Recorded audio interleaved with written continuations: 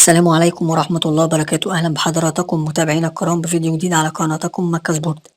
بإذن الله في فيديو النهاردة هنتعرف على موعد مباراة الأهلي وأوكلاندو بايرتس في دوري أبطال أفريقيا بعدما فاز نادي الأهلي في آخر مباراة له أمام استاد أبيجان في دوري المجموعات من دوري أبطال أفريقيا بنتيجة 4-2. ونتعرف على القنوات الناقلة للمباراة وملعب وتوقيت المباراة والتشكيلة المتوقعة للمباراة، وفي النهاية نصلي على النبي أشرف الخلق أجمعين سيدنا محمد عليه الصلاة والسلام. ولو عجبك الفيديو يا ريت تدعمنا بلايك والاشتراك في القناة ليوصلك كل جديد إن شاء الله. وإليكم التفاصيل الآن. يستضيف نادي أوكلاندو بايرتس نادي الأهلي في دوري أبطال أفريقيا في الجولة الثانية على ملعب أوكلاندو، وسوف تقام المباراة يوم السبت 7/12/2024 من شهر ديسمبر، وسوف تنطلق صفارة المباراة الساعة 2 مساء بتوقيت تونس والمغرب والجزائر، والثالثة مساء بتوقيت مصر وليبيا والسودان، والرابعة مساء بتوقيت السعودية وقطر والعراق وسوريا وفلسطين واليمن والكويت والأردن، والساعة 5 مساء بتوقيت الإمارات وعمان. وسوف تذاع المباراة على قناة بين سبورت 3. وتأتي التشكيلة المتوقعة للأهلي: حراسة المرمى محمد الشناوي،